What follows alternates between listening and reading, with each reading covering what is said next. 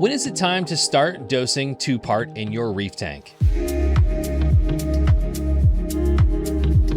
My name is Remy with Brightwell Aquatics and welcome back to another video. Before we get into today's tank toolbox, please like and subscribe. That way you'll be notified whenever we upload new videos. So you've been reefing for a little bit now, but how do you know when it's time to start dosing? In the plainest terms possible, when your corals consume more elements than you can replace with water changes, it's typically time to start dosing. And the only way to know that is by testing, especially alkalinity. Early on, a new reef tank has a very low bioload. So there's not a whole lot of corals and fish in the tank. But as you add corals or those corals start to grow, their demand for elements goes up. They use these elements to help their skeletons grow. And typically, the first thing that you'll start to see drop is your alkalinity readings. So if you're only gonna test one thing, alkalinity would be it, calcium in a strong runner-up position. You can do this through standard titration test kits, or if you want to go digital, a lot of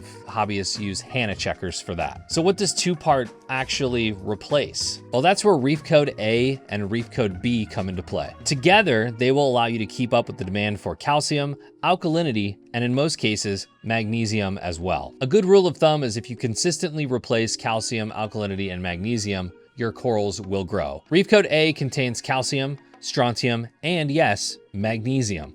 It also contains minor and trace elements. Reef Code B supplies alkalinity primarily through carbonate and bicarbonate, with borate included for buffering and sulfate present to maintain proper ionic balance. So how do you determine your dose? You'll want to test about the same time every single day. We're talking alkalinity and, if you can, calcium as well. Do this for several days, and once you start to see that downward trend, you'll be able to see what that daily consumption is like. So once you've figured out your daily consumption, then you go, okay, well, am I hand dosing this or am I putting this on an automatic doser? Both are totally okay. One is more convenient than the other, but if you've got a smaller tank, maybe a nano tank, or you don't have dosers currently, hand dosing is completely okay. Just know that once your corals are growing, daily or every other day dosing is usually better than weekly dosing, which can cause those swings that we talked about. If you do have dosing pumps, set them to dose the daily amount, and you can even split that into multiple smaller doses throughout the day. In my opinion, this is the best way to achieve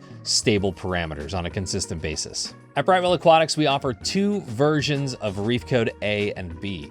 We offer a pre-mixed version and a powdered version that you mix yourself. The liquid form is pretty much plug and play. 5 milliliters of each per 25 US gallons. At the recommended dose, that will increase your calcium by about 2 ppm, and alkalinity will increase about 0.2 DKH. That gentle increase is exactly why the liquid is ideal for daily stability, manual dosing, and newer reefers. Once your tank needs significantly more than the label dose, that's when you want to look at the powdered forms of Reef Code A and B. Plus, the powdered versions are more concentrated and cost-effective in the long term. When mixing the powdered form of Reef Code A and B, we suggest getting a kitchen scale. These are easily purchased off of Amazon for like $10, but this will give you the most accurate measurement for mixing. To make 1 gallon of stock solution of Reef Code A, you'll mix 560 grams with 1 gallon of RODI. To make a 1 gallon stock solution of Reef Code B, you'll mix 480 grams to 1 gallon of RODI. You can use brute force to mix these up, or you can also get a magnetic stirrer off of Amazon as well. Just a couple of important reminders when you're using Reef Code A and B: never mix them together. That will cause precipitation. And if you're dosing them manually, make sure to give them a little time apart when dosing. So Reef Code A, wait 15 to 20 minutes, and then come in with Reef Code B. You'll always hear hobbyists talk about not chasing numbers. And that's true for the most part, but you do want to make sure that you're replacing those elements and those nutrients that your corals need to thrive. You can most certainly find Reef Code A and B at your local fish store or your favorite online retailer. If you have questions about your specific tank, drop them in the comments below. Make sure to subscribe, and I'll see you in the next Tank Toolbox.